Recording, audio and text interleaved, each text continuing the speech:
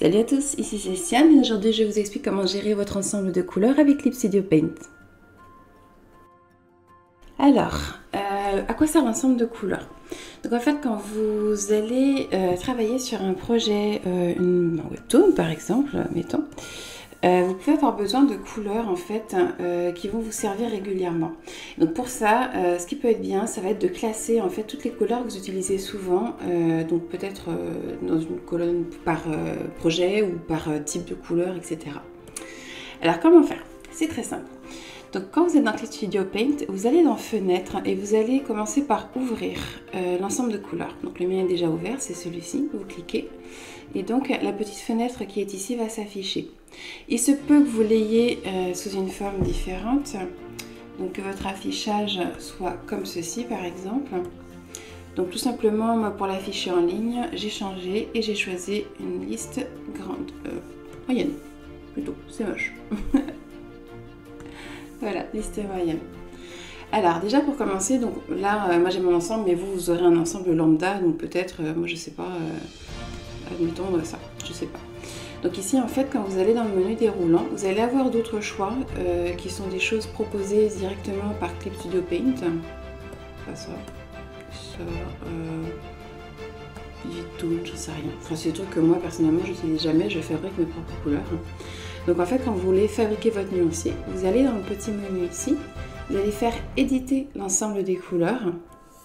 Et dans la petite fenêtre qui va s'afficher, vous allez créer un nouvel ensemble. Donc on va le faire tout ensemble. Donc par exemple, je vais l'appeler temporaire. Voilà, vous faites entrer, ça valide. Et vous faites OK. Donc comme vous voyez dans votre ensemble de couleurs, il n'y a absolument rien. Donc il est vide, c'est à vous de le remplir. Alors par exemple, moi je vais aller pipeter ici avec le petit pipette que je vais trouver bientôt. Voilà. Je vais aller pipeter une couleur que je vais garder, donc celle-ci. Vous voyez, elle apparaît ici dans mon nuancier et elle apparaît dans ma couleur principale également ici. Et je vais l'ajouter ici. Donc en fait, je vais appuyer sur la petite goutte qui s'appelle ajouter une couleur. Tac, et voilà, ça me l'a ajouté. Et alors vous allez me dire, mon Dieu, mais moi, j'ai pas envie de descendre tout ça à chaque fois que je vais aller chercher ma couleur. Donc tout simplement, la couleur que vous avez ici, vous allez la remonter en appuyant sur CTRL, ici, tac, et vous la remontez en gardant CTRL ouvert. Donc là, on va remonter tout en haut du nuancier, voilà, comme ça on va les mettre au bon endroit. Alors bien sûr, vous organisez vos couleurs comme vous voulez, hein. Moi je commence par les mettre vers le haut, mais voilà. Tac, voilà.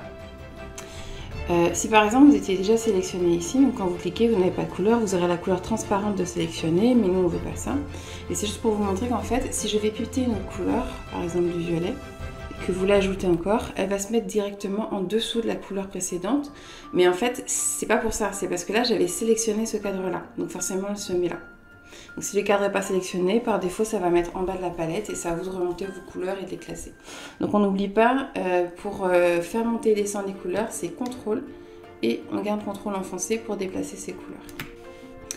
Ensuite, qu'est-ce qu'on peut faire? On veut donner un nom à la couleur. Okay, bah, tout simplement, on va double-cliquer.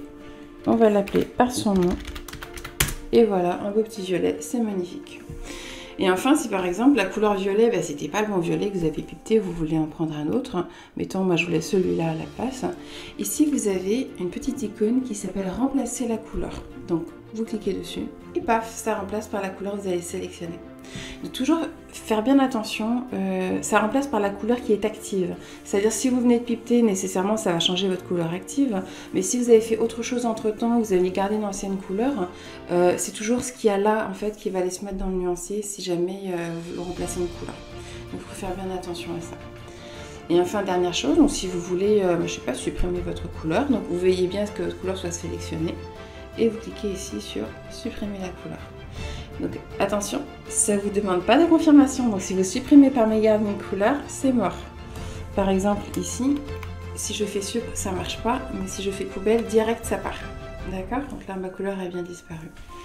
Donc si jamais vous créez plusieurs petits ensembles de couleurs, donc vous les retrouvez ici en cliquant sur le menu déroulant.